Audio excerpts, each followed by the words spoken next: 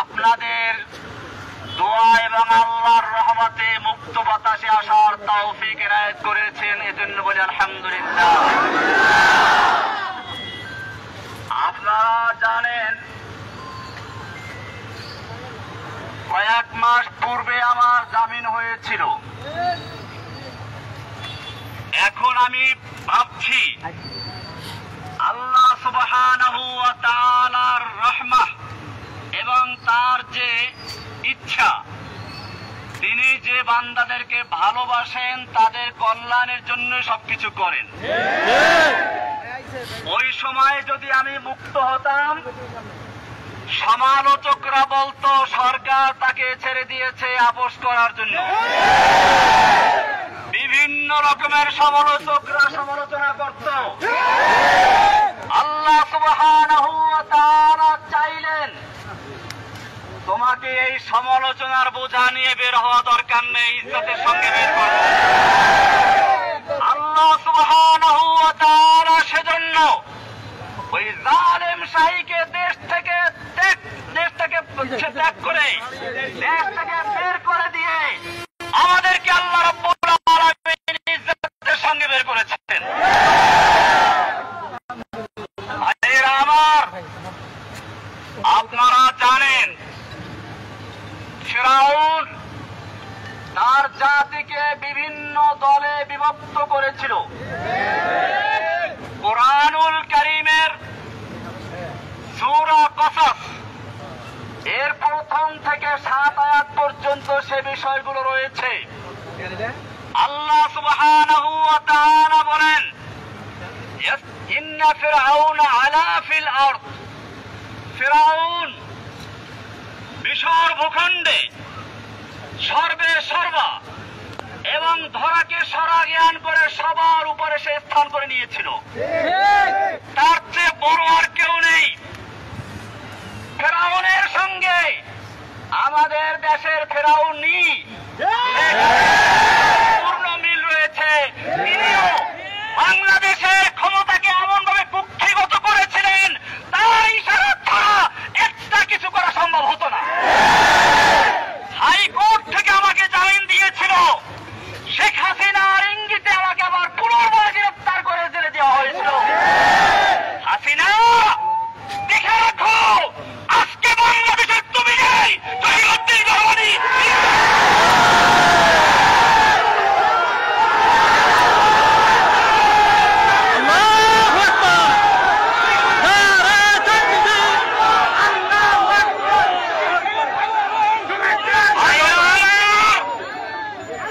শুধু এখানেই শেষ নয়, আল্লাহ রাব্বুল আলামিন বলেন ফিরআউন তার জাতিকে বিভিন্ন দলে বিভক্ত করেছিল। ইস্তাদঈফু তাইফাতাম মিনহুম, তাদের থেকে একটা দলকে সে দুর্বল করে রেখেছিল। ফিরআউন তার দেশের মানুষকে বিভিন্ন দলে বিভক্ত করেছিল। বাংলাদেশের ফিরআউনিও এদেশের মানুষকে স্বাধীনতার পক্ষে বিপক্ষে, স্বাধীনতার চেতনার পক্ষে বিপক্ষে, মুক্তিযুদ্ধের পক্ষে বিপক্ষে, রাজাকার ইত্যাদি বলে এই দেশের জনগণকে বিভক্ত করে রাজত্ব করার চেষ্টা করেছিল। আল্লাহ রাব্বুল আলামিন তার সমস্ত চক্রান্তকে মাকড়সার জালের মতো ছিন্ন করে দিয়ে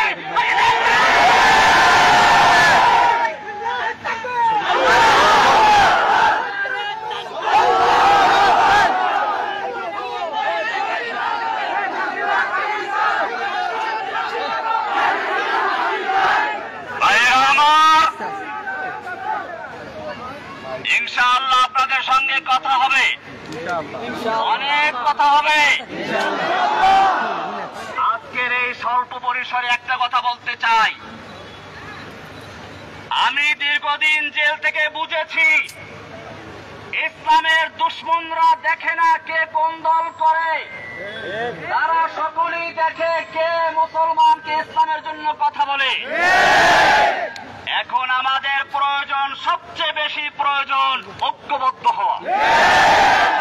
সেজন্য আপনাদেরকে বলবো, পিছনের দিকে আমাদের যাদের সঙ্গে বিভিন্ন রকমের হৃদয় তিক্ততা ছিল, যারা আমাদের সমালোচনা করেছে, আমরা তাদের সমালোচনার জবাব দেব কাজের মাধ্যমে ইনশাআল্লাহ। সেজন্য মনে রাখবেন, এখন থেকে আমাদের স্লোগান হচ্ছে আব হামারা এক হি কাম ইন্তেকাম ইন্তেকাম। মনে আছে মাশাআল্লাহ? আমাদের একই কাজ হচ্ছে ইন্তেকাম, মানে প্রতিশোধ। কিন্তু এই প্রতিশোধ কিভাবে শুনুন, ভালো করে শুনুন। প্রতিশোধ মানে এই নয় যেটা স্বাভাবিক অর্থে বুঝে আসে। প্রতিশোধের প্রথম কাজ হচ্ছে ক্ষমা। আল্লাহর নবী সাল্লাল্লাহু আলাইহি ওয়াসাল্লাম মক্কা বিজয়ের পরে যখন তিনি বিজয় দেশে মক্কায় দাঁড়ানো, সাহাবায়ে কেরাম 10,000 তরবারি উন্মুক্ত রেখে বসে আছেন, আল্লাহর নবী ইশারায় অপেক্ষা করছেন। আল্লাহর নবী মক্কার কাফেরদেরকে জিজ্ঞেস করলেন, ও মক্কার কাফেরেরা, আজকে তোমরা আমার থেকে কেমন আচরণ আশা করছো? মক্কার লোকেরা বলেছিল, একজন উত্তম ভ্রাতা, উত্তম চাচার থেকে যা আশা করা যায় আমরা তাই করছি। আল্লাহর নবী সাল্লাল্লাহু আলাইহি ওয়াসাল্লাম সেদিন বলেছিলেন, আজকে আমি সে কথাই বলবো যেই কথা বলেছিল আমার ভাই ইউসুফ আলাইহিস সালাম তার ভাইদেরকে হাতের নাগালে পাওয়ার পরে।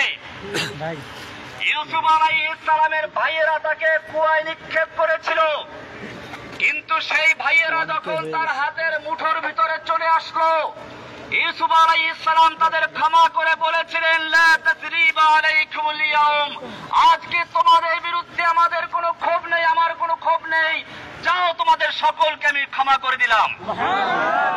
আল্লাহর নবী সাল্লাল্লাহু আলাইহি ওয়াসাল্লাম মক্কার সেই বিজয় দিবসে, বিজয়ের মুহূর্তে যখন তার একটা ইশারা পেলে 10 লক্ষ তরবারি মক্কার কাফেরদেরকে কচু কাটা করে রক্তে রঞ্জিত করে ফেলতো, সেই সময় আল্লাহর নবী মক্কার কাফেরদেরকে উদ্দেশ্য করে বললেন, আজকে আমি তোমাদের সাথে সে কথাই বলছি যা ইউসুফ বলেছিলেন, যাও, লা তাসরিবা আলাইকুমুল ইয়াউম, আজকে তোমাদের বিরুদ্ধে আমার কোনো ক্ষোভ নেই, ইযহাবু আনতুমুত তুলাকা, যাও, আমি তোমাদের সকলকে সাধারণ ক্ষমা ঘোষণা করলাম। আব হামারা এক হি কাম ইন্তেকাম ইন্তেকাম, ক্ষমা। দ্বিতীয় নাম্বার, এই ক্ষমা কিন্তু সকলের জন্য প্রযোজ্য ছিল না। আল্লাহর নবী সাল্লাল্লাহু আলাইহি ওয়াসাল্লাম সেই ক্ষমার দিনেও বলেছিলেন, কয়েকজন লোকের নাম ধরে ধরে, এদের ক্ষমা নেই, এদেরকে যেখানে মধ্যে শিখে যাচ্ছে হবে। আপনারা জানেন আল্লাহর নবী সাল্লাল্লাহু আলাইহি ওয়াসাল্লাম এখনো লোহার অস্ত্র মাথার থেকে খুলেন নাই। সেই সময় রাসূল সাল্লাল্লাহু আলাইহি ওয়াসাল্লামকে বলা হলো, ইন্না ইবনা খাতাল মুতাআল্লিকুন বিআসতারিল কাবা, ওই যে ইবনে খাতাল যাকে আপনি ক্ষমা করেন নাই, যে আপনার বিরুদ্ধে কুচ্ছা রটনার জন্য দুটো নর্তকী নাচাতো আর গান গাওয়াতো, সেই ইবনে খাতাল এখন বাঁচার জন্য কাবার গিলাফ ধরে ঝুলে আছে। আল্লাহর নবী সাল্লাল্লাহু আলাইহি ওয়াসাল্লাম সেই সাহাবীকে বললেন, ফাকতুলহু, এই কাবার গিলাফ ধরে ঝুলে নয়, যদি হাজরা আসাদের চুমু দেওয়া অবস্থা থাকে তাকে ওখানে হত্যা করে দাও। ওয়াহাশীকেও ক্ষমা করা হয় নাই।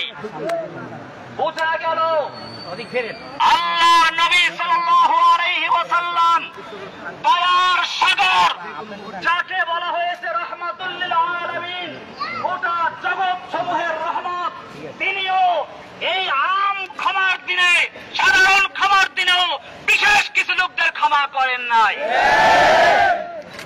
আজকে আমি বলতে চাই, এই দীর্ঘ 1.5 যুগ পর্যন্ত হাসিনা সরকার নির্যাতনে, নিপীড়নে যারা শহীদ হয়েছে, নির্যাতিত হয়েছে, আহত হয়েছে, পঙ্গু হয়েছে, হাত নেই, পা নেই, কারো চক্ষু নেই, এই লোক রকম যারা ক্ষতি করেছে তাদের জন্য কোনো ক্ষমা নয়। अब हमारा इंतकाम एक ही काम, इंतकाम इंतकाम। সুতরাং যা হাসিনার নির্দেশে এদেশের মানুষের উপরে হত্যাযজ্ঞ চালিয়েছিল, রক্তের হোলি খেলা চালিয়েছিল, সেই সমস্ত ছাত্রলীগ, যুবলীগ, যে কোনো লীগ হোক না কেন, তাদের জন্য কোনো ক্ষমা নেই। দ্বিতীয় কর্মসূচি, দ্বিতীয় কাজ হচ্ছে আমাদের এখন দাওয়াতি কাজ করা, ব্যাপকভাবে দাওয়াতি কাজ করা, ব্যাপকভাবে দাওয়াতি কাজ করা, তাওহীদের দাওয়াত। জেনে রাখবেন, কবি ইকবাল বলেছেন, সব গরিজা হো কি আখির নগমায়ে গলওয়ায়ে খুরশীদ সে, এই যেমন মামুর হোগা নগমায়ে তাওহীদ সে। তাওহীদের দাওয়াত আমরা দিতে থাকবো ইনশাআল্লাহ। দাওয়াতের মাধ্যমে আমরা সকল অন্ধকারকে দূর করে আলোর মশাল জ্বালিয়ে বাংলার জমিনে আল্লাহর নবীর মিশন বাস্তবায়ন করব। নবীর মিশন কি ছিল ভালো করে শুনুন। আল্লাহ রাব্বুল আলামিন কোরআনে কারীমের 3 জায়গায় একই কথা বলেছেন, হুয়াল্লাযী আরসালা রাসূলাহু বিল হুদা ওয়া দীনিল হক। আল্লাহ তাআলা যিনি তার রাসূলকে দ্বীনে হক এবং হেদায়েত দিয়ে প্রেরণ করেছেন। কি জন্য? ইউযহিরাহু আলা দ্বীনি কুল্লিহি, অন্য সকল দ্বীনে বাতিলের উপরে দ্বীনে হককে বিজয়ী করার জন্য। আমাদের এখন কর্মসূচি হচ্ছে আল্লাহর জমিনে আল্লাহর নবীর সেই মিশন বাস্তবায়ন করা, আল্লাহর দ্বীনে হককে সকল দ্বীনে দাঁড়ান না, আলোচনা শেষ করুন, আমরা ইসলামের পতাকা উত্তোলন করে ছাড়বো। সেই কাজে আপনাদের সঙ্গী পাবো ইনশাআল্লাহ। তৌফিক দান করুন, আমিন। ধৈর্য ধারণ করুন, কোনো বিশৃঙ্খলা না করি। আর এখন কেউ মুসাফা করার চেষ্টা করবেন না। কারণ হচ্ছে এই, আসলে সেনাবাহিনী তাদের আমাদের যে সুবিধার্থী, তারা আমাকে বলেছিল গোপনে অন্য রাস্তা দিয়ে পার করে দিবে। কিন্তু আমি জানি আপনারা আমাকে জানের চেয়েও ভালোবাসেন। আপনাদেরকে কাঁধে রেখে অন্য পথে যাওয়াটা আমি পছন্দ করি না। সেজন্য আপনাদের দোয়া পাওয়ার জন্য এবং আপনাদের মনের আবেগটাকে কিছুটা হলেও শান্ত করার জন্য আমি আপনাদের সামনে এসেছি। এখন আমরা কেউ কোনো বিশৃঙ্খলা করবো না। এই গাড়িটা যিনি চালাচ্ছেন ওনার বারবার অনুরোধ হচ্ছে, ভাই গাড়ির যেন কোনো ক্ষতি কেউ না করে, কেউ সাফা করতে না আসে, এরকম ভাবে গাড়ির যেন কোনো রঙের ক্ষতি না লাগে, কারণ গাড়িটা ওনার নিজেরও না। সেজন্য আমরা শান্তভাবে দীর্ঘ 11 বছর পর্যন্ত ধৈর্য ধারণ করতে পেরেছি। ইনশাআল্লাহ এখন কিছু সময়ের জন্য ধৈর্য ধারণ করলে আমাদের কষ্ট হবে না ইনশাআল্লাহ। আমাদের সকলকে ধন্যবাদ, জাযাকুমুল্লাহ। আল্লাহ তাআলা আপনাদের সকলকে জাযা দান করুন, আমিন। আমি ওই সকল ভাইদের জন্য দোয়া করছি, আবু সাইদ থেকে শুরু করে এই আন্দোলনে এবং এর আগে যারা আন্দোলন করতে গিয়ে শেখ হাসিনার নির্যাতনে শাহাদত বরণ করেছেন, আহত হয়েছেন, পঙ্গু হয়েছেন, আল্লাহ তাআলা তাদের সকলকে, যারা শহীদ হয়েছেন তাদের সকলকে জান্নাতবাসী করুন এবং যারা আহত হয়ে তাদেরকে সেবা দান করুন, আমিন। আপনাদের সকলের হায়াত দারাজ হোক। আল্লাহ তাআলা সকলকে হায়াতে তৈয়বা নসিব করুন, সুস্থ সবল অবস্থা রাখুন, দ্বীনের জন্য কবুল করুন, আমিন।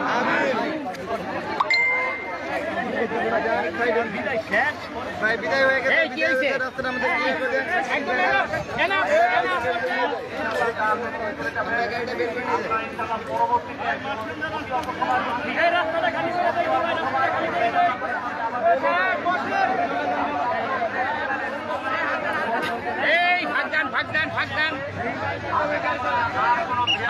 ফাঁকা করেন, চলে যায় ইনশাআল্লাহ।